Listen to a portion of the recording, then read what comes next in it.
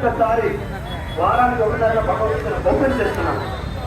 So కాబట్టి మీ అందరికీ నా విన్నపం వస్తే ధర్మ రక్షణలో భాగంగా సనాతన ధర్మ పరిరక్షణలో భాగంగా మీరందరూ కూడా కనీసం ప్రతిరోజు ఒక్క శ్లోకానైనా భగవద్గీతను ప్రారంభించండి.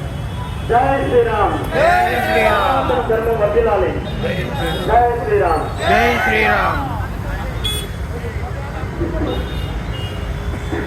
ఇప్పుడు ఆర్ఎస్ఎస్ రాయలసీమ విభాగ ప్రచారక్ గారు లక్ష్మణ్ జీ గారు మాట్లాడాల్సిందిగా కోరుతుంది.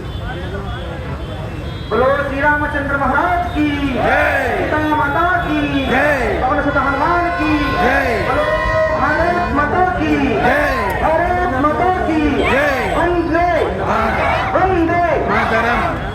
హిందూ ప్రజలకి మాతృమూర్తులకి పెద్దలకి అందరికీ కూడా నమస్కారం. ఒక అర్ధగంట మన అన్నదమ్ములకి ఆపద వచ్చింది.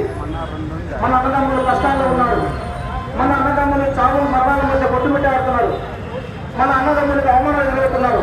వాళ్ళ కోసం ఒక అర్ధగంట మనందరం కూడా భరించాల్సిన సందర్భం ఉంది. షాపులో ఉన్నటువంటి ప్రతి భారతీయుడు, ప్రతి హిందువు, బంగ్లాదేశ్ లో జరుగుతున్నటువంటి హిందువుల మీద ఏ మారణకాండ జరుగుతుందో ఆ మారణకాండకి ఒక హిందువుగా మనం వచ్చి బయట నిలబడి ఒక అర్ధగంట మన వ్యాపారం ఆపడం వల్ల మనకి ఏ ప్రమాదం జరగదు. మిగిలినటువంటి ప్రయాణికులందరూ కూడా ఒక అర్ధగంట సేపు మన మనుషులు 1947 వరకు భారతదేశంలో అంతర్భాగం ఉన్నారు. 1951 వరకు అంతర్భాగం ఉన్నారు.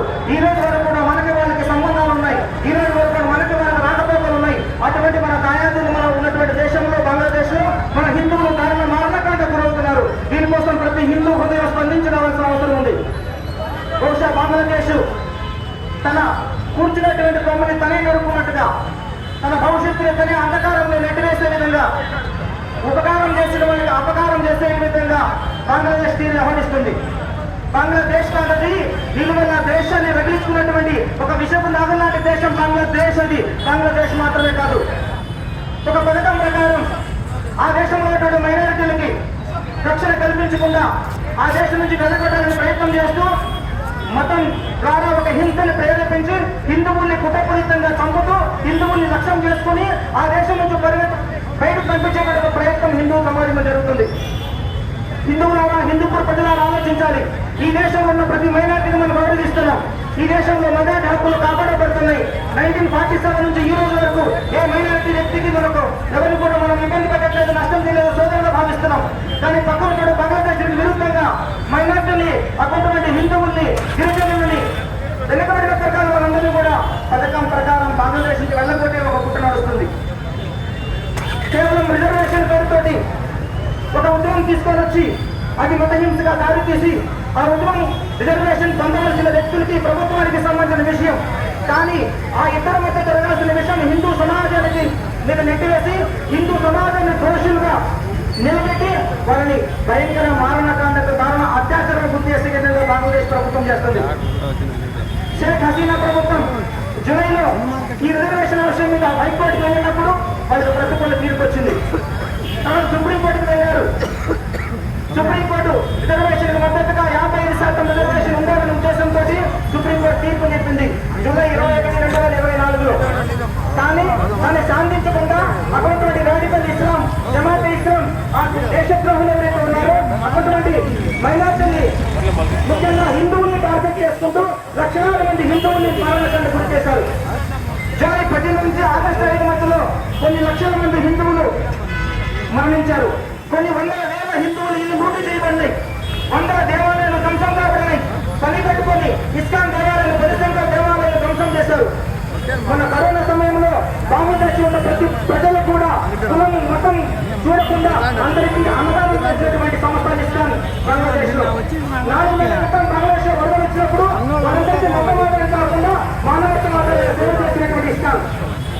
అటువంటి ఇస్కాన్ స్వామీజీ చిన్మయ్ కృష్ణదాసుని కావాలని దారుణంగా అరెస్ట్ చేసి జైల్లో పెట్టి హిందూ యొక్క ఉద్యమాన్ని ఆపేటువంటి ప్రయత్నం బంగ్లాదేశ్ చేస్తుంది. కానీ హిందూ సమాజం యొక్క మనందరం కూడా గుర్తుపెట్టుకోవాలి.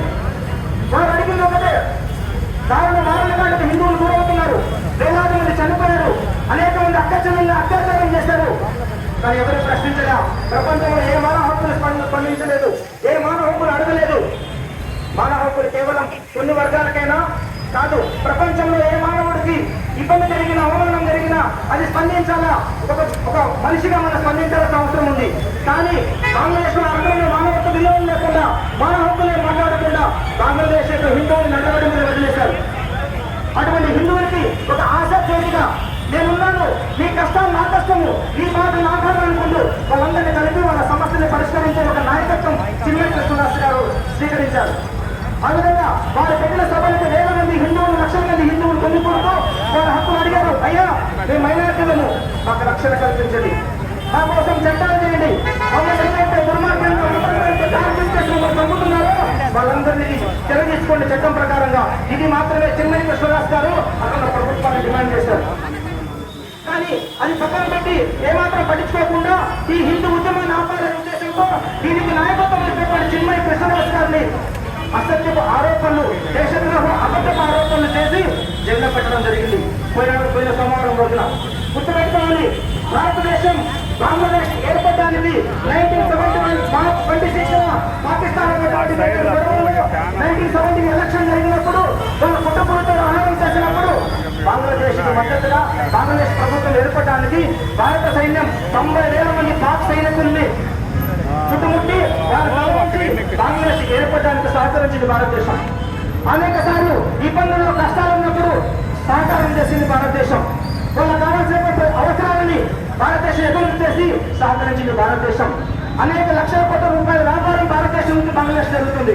కానీ అవేమీ పట్టించుకోకుండా సహకారం చేసిన భారతదేశాన్ని వాళ్ళు మరిచారు. వాళ్ళకు కూర్చున్నటువంటి కొమ్మని వాళ్ళు నలుగుతున్నారు. ఉపకారం చేసే వాళ్ళకి అపకారం చేసే విధంగా బంగ్లాదేశ్ రాడికల్ ఇస్లాం సమాజము అక్కడ మైనారిటీలకు దెబ్బతీస్తుంది. ఈరోజు షేక్ హసీనా ఆ దేశ ప్రధానమంత్రి పారిపోయి భారతదేశానికి వస్తే ఆశ్రయం ఇచ్చింది భారతదేశం.